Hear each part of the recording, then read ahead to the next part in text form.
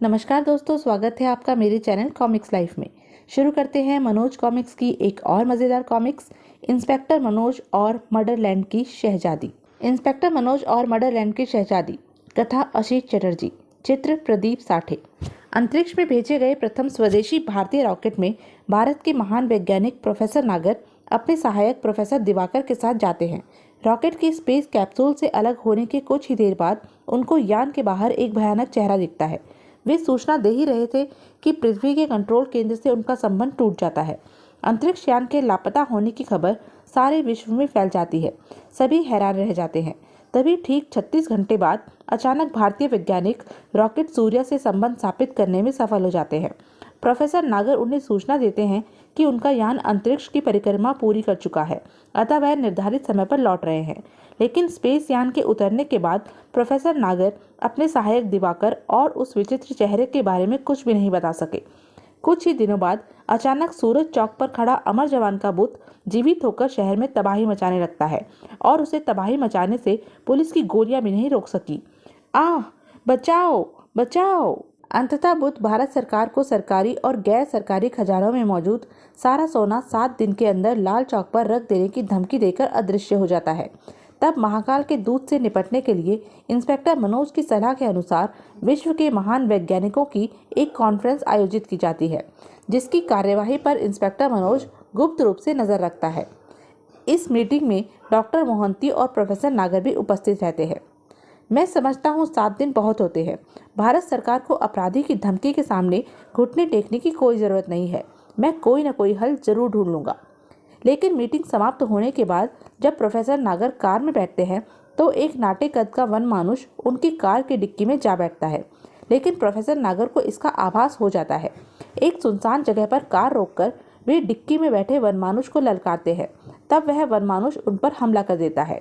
जल्दी ही प्रोफेसर को यह आभास हो जाता है कि वन मानुष को उनके पीछे भेजने की दुश्मन की कोई चाल हो सकती है। अब आगे। जैसे ही प्रोफेसर नागर को दुश्मन की चाल का एहसास हुआ, वे अपना रिवॉल्वर उठाकर तेजी से कार की तरफ लपके। खीं खीं खीं। लेकिन ओह, लगता है यह इतनी आसानी से मेरा पीछा नहीं छोड़ेगा। खीं खीं खीं। अगले ही पल खीं खीं खीं। फिर इससे पहले कि वनमानुष संभल पाता, प्रोफेसर ने गजब की फुर्ती का प्रदर्शन करते हुए वनमानुष को हाथों में थाम किसी रबड़ के गुड्डे की तरह ऊपर उठा लिया और हवा में चक्कर देते हुए दूर उछाल दिया। फिर प्रोफेसर वनमानुष का परिणाम जानने के लिए रुके नहीं, फौरन अपनी कार में बैठ भाग खड़े हुए। लेकिन वे इस बात से अनभिज्ञ थे कि कुछ ही दूरी पर अपनी कार में बैठा इंस्पेक्टर मनोज उनकी तमाम हरकत देख चुका है। ओह, तो मेरा शक ठीक निकला। प्रोफेसर नागर जैसे व्यक्ति में इतनी फुर्ती और ताकत नहीं हो सकती। मुझे प्रोफेसर को चेक करना चाहिए। इंस्पेक्टर मनोज ने कार स्टार्ट की ही थी कि खी खी खी। कम इन पेड्रो। पेड्रो लपक कर इंस्पेक्टर मनोज की बगल में जा बैठा। इसके साथ ही इंस्पेक्टर मनोज ने कार दौड़ा दी। उधर अपने सरकारी निवास में पहुंच प्रोफेसर नागर जब हर ओर से निश्चिंत हो गए तो उन्होंने अपनी एक अटैची खोल उसमें रखा एक छोटा सा यंत्र निकाल टेबल पर रख लिया। मुझे मास्टर को यहाँ की रिपोर्ट फौरन दे देनी चाहिए, फिर जैसा वे हुक्म करेंगे वैसा ही करूँगा। हेलो हेलो, दो जेडो कॉलिंग। हेलो। अगले ही पल हेलो, महाकाल हियर। रिपोर्ट जेडो। हमारे लिए खतरा पैदा हो गया है मास्टर। शायद यहाँ के जासूसों को मुझ पर शक हो गया है। और फिर जेडो विस्तार पूर्वक सब कुछ अपने आका महाकाल को बताता चला गया। जेडो की रिपोर्ट सुनने के बाद, फिक्र मत करो जेडो, डॉक्टर मोहंती को इतना मौका ही नहीं मिलेगा कि वह हमारे दूतों से निपटने का हल ढूंढ सके। हमारे आदमी आज रात ही उसे हमारे पास उठा लाएंगे। यह ठीक रहेगा मास्टर। अब मेरे लिए क्या हुक्म है? तुम अभी प्रोफेसर नागर ही बने रहो ताकि यहाँ की सरकार और पुलिस की रिपोर्ट हमें मिलती रहे। Yes master. कहने के साथ ही जेडो ने संबंध विच्छेद कर दिया। लेकिन वह इस बात से पूर्णतः अनभिज्ञ था कि इंस्पेक्टर मनोज उसकी बातचीत का एक एक शब्द सुन चुका है। ओह, तो मेरा शक ठीक ही निकला। प्रोफेसर नागर अपराधी की कैद में है। प्रोफेसर को अपराधी ने कहाँ कैद कर रखा है, यह पता लगाने के लिए इस बहुरूपिये पर काबू पाना जरूरी है। इंस्पेक्टर मनोज बिना कोई आहट उत्पन्न किए कमरे में दाखिल हो गया और दबे कदमों से चलते हुए जेडो के बिल्कुल करीब पहुंच गया। लेकिन तभी खतरा। जेडओ की छठी हिस्स ने खतरे की चेतावनी दी और इससे पहले कि इंस्पेक्टर मनोज जेडओ के सिर पर प्रहार करता, जेडओ बिजली की सी तेजी से अपनी एड़ी पर घूम गया और इंस्पेक्टर मनोज। आह! जेड ओ का प्रहार इतना शक्तिशाली था कि इंस्पेक्टर मनोज के पैर फर्श से उखड़ गए। तो तुम्हारी मौत तुम्हें यहाँ खींच ही लाई इंस्पेक्टर। हा हा हा! अट्टहास करते हुए जेड ओ अपनी जगह से उछला और इंस्पेक्टर मनोज के संभलने से पहले उसके सीने पर जा चढ़ा। इंस्पेक्टर, तुम मेरे बारे में किसी को कुछ नहीं बता पाएगा। कल सुबह तेरे महकमे को तेरी लाश किसी गटर में पड़ी मिलेगी। ओह, लगता है मेरी जिंदगी का अंत निकट है। ठीक तभी खी खी खी। ओह, वही वन मानुष को कमरे में दाखिल होते देख जेड ओ का ध्यान चूका और मनोज मौके का लाभ उठाते हुए जेड ओ को अपने ऊपर से परे धकेलते हुए उछलकर खड़ा हो गया। अब मजा चखाता हूँ तुझे। आह! अगले ही पल इंस्पेक्टर मनोज फर्श पर गिरे अपने रिवॉल्वर की तरफ लपका, लेकिन जेड ओ की चुस्ती फुर्ती देखने लायक थी। हुप! पर इस बार मनोज भी नहीं चूका और आह! फिर जैसे ही जेड ओ संभला, अब कोई गलत हरकत की तो पेड्रो तुम्हें गोली का निशाना बनाने में जरा भी नहीं हिचकेगा मास्टर जेडो। ओह! खी खी खी! यह पुलिस का ट्रेंड वन मानुष पेड्रो है, इसका निशाना कभी नहीं चूकता। तो इस वन मानुष को तुमने ही मेरे पीछे लगाया था? हाँ, क्योंकि मुझे तुम पर शक हो गया था और तुमने पेड्रो पर अपनी शक्ति का प्रदर्शन कर मेरे शक को विश्वास में बदल दिया। अब बताओ प्रोफेसर नागर कहाँ है और महाकाल के दूत के पीछे किसका हाथ है? यह सब जानकर तुम क्या करोगे इंस्पेक्टर मनोज? बकवास बंद करो और मेरे सवालों का जवाब दो। जिसने हमें यहाँ भेजा है उस महान शक्ति को हम मदरलैंड की शहजादी के नाम से जानते हैं। तुम और तुम्हारी सरकार उसका कुछ नहीं बिगाड़ सकती। लेकिन तुम जिससे बात कर रहे थे उसे मास्टर के नाम से संबोधित कर रहे थे। मास्टर शहजादी का दाहिना हाथ है। हमें समस्त निर्देश और आदेश मास्टर के जरिए ही प्राप्त होते हैं। हम सीधे मैडम से संबंध स्थापित नहीं कर सकते। ओह, इसका मतलब है मास्टर की मदद के बिना मदरलैंड तक नहीं पहुंचा जा सकता। जेडो की बात सुन मनोज सोच में डूब गया। कुछ क्षण सोचने के उपरांत, तुम्हारे मास्टर का ठिकाना कहाँ है? यह तुम कभी नहीं जान पाओगे इंस्पेक्टर मनोज। अभी तुम पुलिस के हथकंडों से वाकिफ नहीं हो जेडो। पुलिस की मार के आगे भूत भी बोलने लगते हैं। तुम तो क्या चीज हो। तत्पश्चात जेडो को बोलने का अवसर दिए बिना मनोज ने पेड्रो को आदेश दिया, शूट हिम। मनोज का आदेश पाते ही इस कैप्सूल के आकार की वस्तु जेडो के माथे से टकराई और आह! जैसे ही धुआं साफ हुआ। पेड्रो, तुम इसे लेकर हेडक्वार्टर पहुंचो और अलर्ट रहो। किसी भी समय मैं या हवलदार वीर बहादुर तुम्हें कॉल कर सकते हैं। खी खी! फिर पेड्रो ने जेडो को कंधे पर लाद लिया और खिड़की की तरफ बढ़ गया।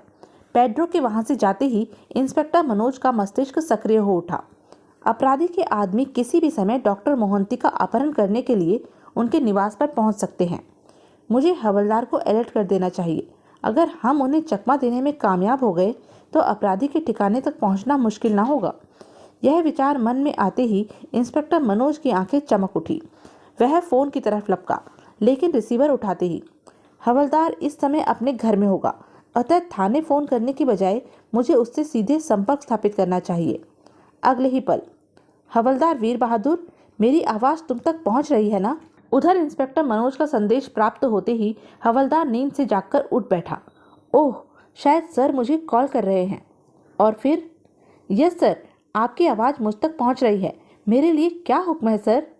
हवलदार, तुम फौरन पूरी तैयारी के साथ डॉक्टर मोहंती के निवास पर पहुंच जाओ। किसी भी समय उनका अपहरण हो सकता है। तुम्हें अपनी आंखें खुली रखनी है और अपहरणकर्ताओं का पीछा करना है, परंतु उन्हें इसका पता नहीं चलना चाहिए। समझे? Yes sir. टेलीपैथी द्वारा हवलदार को आवश्यक हिदायत देने के बाद इंस्पेक्टर मनोज उस कक्ष की तलाशी में जुट गया, लेकिन यहाँ अपराधी का कोई सुराग नहीं मिला। अब अपराधी तक पहुँचने का एक ही रास्ता है। मुझे फौरन डॉक्टर मोहंती के निवास पर पहुँचना चाहिए। यह निश्चय कर इंस्पेक्टर मनोज तुरंत कक्ष से बाहर निकल आया। उधर हवलदार वीर बहादुर पूरी तैयारी के साथ डॉक्टर मोहंती के निवास स्थान पर पहुँच चुका था। निगरानी के लिए यही जगह उपयुक्त है। यहाँ से मैं इस कोठी में आने जाने वाले को बखूबी देख सकता हूँ। जब काफी समय गुजर गया और किसी प्रकार की कोई घटना नहीं घटी तो हवलदार वीर बहादुर ऊबने लगा। लगता है सर को जरूर कोई गलतफहमी हुई है। भला डॉक्टर मोहंती का अपहरण कोई क्यों करेगा? तभी हवलदार चौंक पड़ा। अरे, वह कार इसी ओर आ रही है। वह कार हवलदार के समीप से गुजरती हुई कुछ फासले पर जाकर रुक गई। ओह, इसका मतलब सर का शक गलत नहीं था। कार के रुकते ही दो कदावर स्याहपोश नीचे उतरे। तुम लोगों को 10 मिनट के अंदर अपना काम पूरा करके वापस लौटना है, समझे? Yes chief. और फिर दोनों स्याहपोश मेहंदी की बाड़ को पार कर तेजी से कोठी के पिछले भाग की ओर बढ़ने लगे। झाड़ी में छुपा हवलदार उन्हें जाते हुए चुपचाप देख रहा था। इससे पहले कि वो लोग लौटे, मुझे कार में ट्रांसमीटर पहुंचा देना चाहिए ताकि कार का पता लगाने में दिक्कत ना हो। लेकिन अभी हवलदार झाड़ी से बाहर निकलना ही चाहता था कि बुरी तरह चौंक पड़ा। अरे, यह कौन है? वह रहस्यमय आकृति कार के करीब गई और उसने बिजली की सी फुर्ती का प्रदर्शन करते हुए कार का दरवाजा खोलते हुए अंदर बैठे स्याहपोश को बाहर खींच लिया। और दूसरे ही क्षण, अभी 4 मिनट बाकी हैं। इस आदमी की जगह लेने में मुझे मुश्किल से 2 मिनट लगेंगे। ओह, कौन हो सकता है यह आदमी? अपहरणकर्ताओं से इसकी क्या दुश्मनी हो सकती है? फिर जैसे ही स्याहपोश कार में जाकर बैठा, अब मुझे भी समय बर्बाद नहीं करना चाहिए। दूसरे ही पल जल्दी ही हवलदार कार की डिक्की के निकट पहुंच गया और बड़ी सावधानी से डिक्की का ताला खोलकर ढक्कन उठाते हुए उसने एक माचिस के आकार का यंत्र एक कोने में बॉडी से चिपका दिया। अब ठीक है, मेरा काम पूरा हो गया। लेकिन अभी हवलदार डिक्की से पीछे हटना ही चाहता था कि तभी पीछे से धक्का लगा और अट्टहास करते हुए स्याहपोश ने डिक्की का ढक्कन बंद कर दिया। हा हा हा। तभी क्या बात है, पुलिस का एक कुत्ता था, हमने उसे डिक्की में बंद कर दिया। ओह, तीसरा स्याहपोश मन ही मन चौंका, पर प्रकट में बोला, गुड, अब जल्दी करो।